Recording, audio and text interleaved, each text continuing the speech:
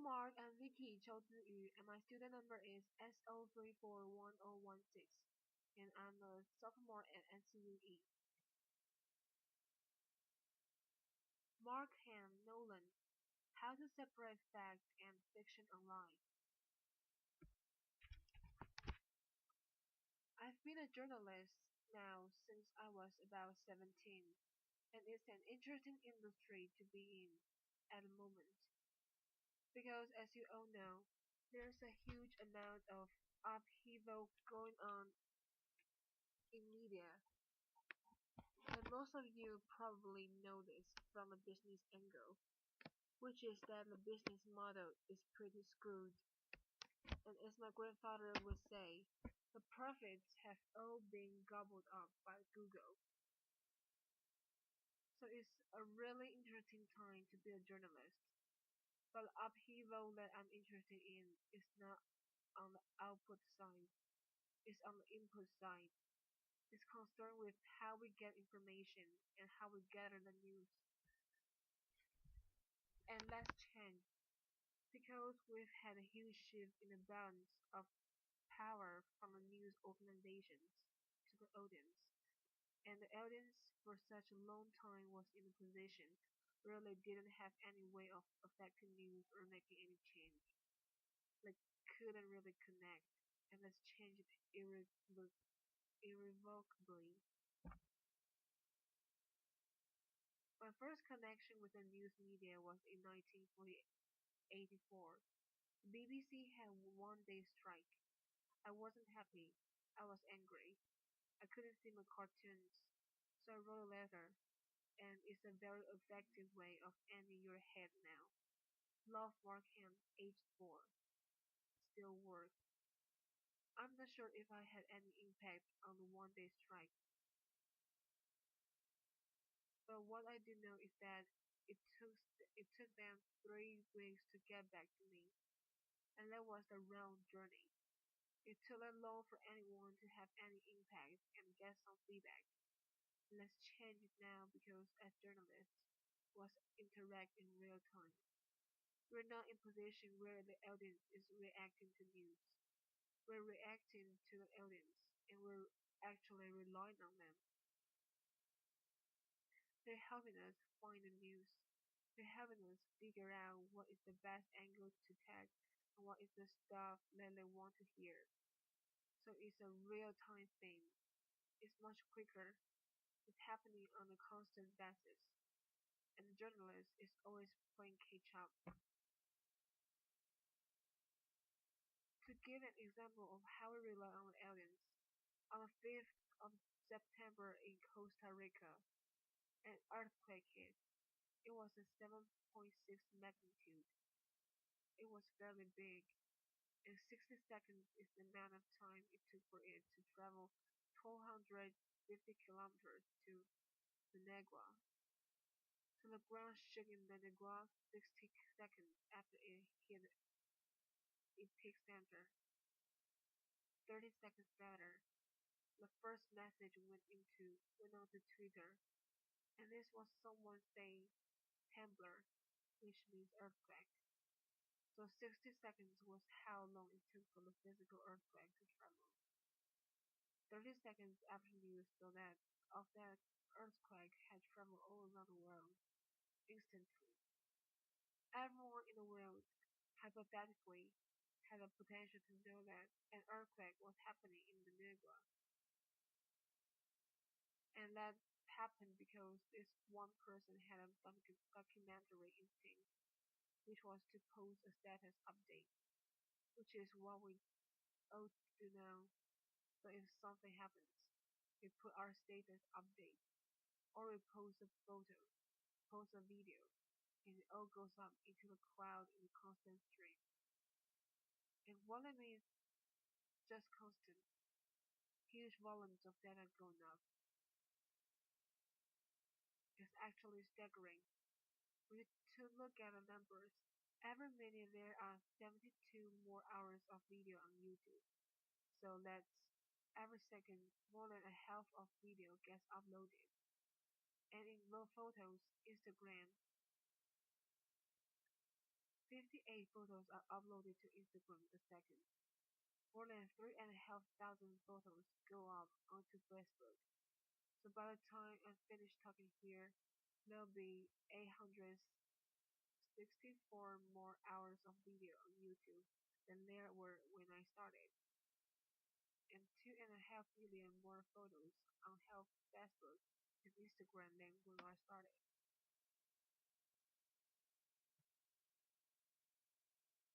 So it's an interesting position to be in as a journalist because we should have access to everything. Any event happens everywhere in the world. I should be able to know about it pretty much instantaneously as it happens for free. And that goes for every single person in this room. The only problem is when you have that much information, you have to find the good stuff. And that can be incredibly difficult when you're dealing with those volumes. And nowhere was this brought home more than during Hurricane Sandy. So what you had in Hurricane Sandy was a superstorm, the likes of which we hadn't seen for a long time. Even the iPhone capital of the universe. After, you got volumes of media like we've never seen before, and then that journalists had to deal with facts, so we had to deal with old photos that were reposted. We had to deal with composite images that were emerging photos from previous storms. We had to deal with images from films like The Day After Tomorrow, Laughter, and we had to deal with images that were so realistic it was nearly difficult to tell if they were real at all. Laughter. But joking aside, there were images like this one from Instagram which was subjected to a grilling by journalists. They weren't really sure it was filtered in Instagram. The lighting was questioned. Everything was questioned about it, and it turned out to be true. It was from Avenue C in downtown Manhattan, which was flooded. And the reason that they could tell that it was real was because they could get to the source. And in this case, these guys were New York food bloggers. They were well respected. They were known. So this one wasn't a debunk. It was actually something that they could prove. And that was the job of journalists. It was filtering all this stuff. And you were, instead of going and finding information and bringing it back to the reader, you were holding back the stuff that was potentially damaging. And finding a source becomes more and more important. Finding a good source, and Twitter is where most journalists now go. It's like the de facto real-time news wire if you know how to use it, because there is so much on Twitter. And a good example of how useful it can be, but also how difficult it was the Egyptian revolution in 2011. As a non-Arabic speaker, as someone who was looking from the outside, from Dublin, Twitter lists, and lists of good sources, people we could establish were credible, were really important, and the lists of good sources, people we could establish were credible, were really important. And how do you build a list like that from scratch? Well, it can be quite difficult, but you have to know what to look for. This visualization was done by an Italian academic. He's called Andrew Pennington, and he basically took the Twitter conversation in Tahrir Square on the day that Hosni Mubarak, who eventually resigned, and the dots you can see are retweets. So when someone retweets a message, connection is made between two dots. The more times that message is retweeted by other people, the more you get to see these dots. These connections being made. It is an amazing way of visualizing the conversation. But what you get is hints at who is more interesting and who is worth investigating. And as the conversation grew and grew, it became more and more lively, and eventually you were left with this huge, big, rhythmic pointer of this conversation. You can follow notes, though, and then you went, and you go. Right, I've got to investigate these people. These are the ones that are obviously making sense. Let's see who they are. Now in the deluge of information, this is where the real-time web gets really interesting for journalists like myself, because we have more tools than ever to do that kind of investigation. When you start digging into the sources, you can go further and further than you ever could before. Sometimes you come across a piece of content that is so compelling, you want to use it, you're dying to use it, but you're not 100% sure if you can because you don't know if the story is credible. You don't know if it's great. You don't know if it's uploaded. And you have to do that investigative work. And this video, which I'm going to like run through, was one we discovered a couple of weeks ago. Video. Getting real windy is just a second. Rain and wind sounds. Explosion. Oh shit. Markham Nolan.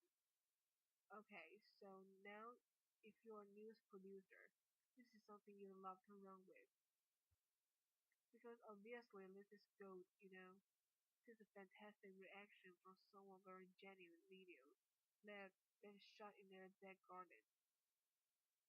But how do you find if this person, if it's true, if it's fact, or if it's something that's old and that's been reposted? So we set out going to work on this video. The only thing that we had to go on was the username on the YouTube account. There was only one video posted to the account, and the username was Rita Creel. And we didn't know if Rita existed or if it was a fake name, but we started looking, and we used free internet tools to do so. The first one was called SpokeU, which allowed us to look for Rita Creels. So we looked all over the US. We found it in New York, found it in Pennsylvania, Nevada, and Florida. And we went and we looked for a second free internet tool called Wolfram Alpha. And we checked the weather reports for the day in which this video had been uploaded. And when we went through all these various cities, we found that in Florida there were thunderstorms and rain on the day. So we went to the white pages and we looked through the read-up period in the phone book, and we looked through a couple of different addresses, and then took us to Google Maps, where we found a house. We found a house with a swimming pool that looked remarkably like Rita's. So we went back to the video, and we had to look for clues that we could cross-reference. So if you look in the video, there's a big umbrella. There's a white lilo in the pool. There are some unusually rounded edges in the swimming pool. There's two trees in the background. And we went back to Google Maps and we looked a little bit closer. And sure enough, there's a white lilo. There are two trees. There's the umbrella. That is actually floating in this photo. A little bit of trickery. And there are rounded edges on the swimming pool, so we were able to clear the video, make sure that it had been shot, and then our clients were delighted because they were able to run it without being worried. Sometimes the search for truth, though, is a little bit less flippant, and it was much greater consequences. Syria had been really interesting for us. Because obviously, a lot of the time you're trying to debunk stuff that can be potentially war crime evidence. And this is where YouTube actually becomes the most important repository of information about what's going on in the world.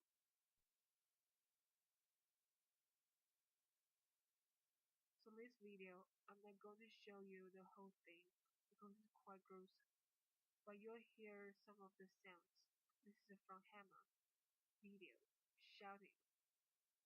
And what this video shows when you watch the whole thing through, bloody bodies being taken out of a pickup truck and thrown off a bridge.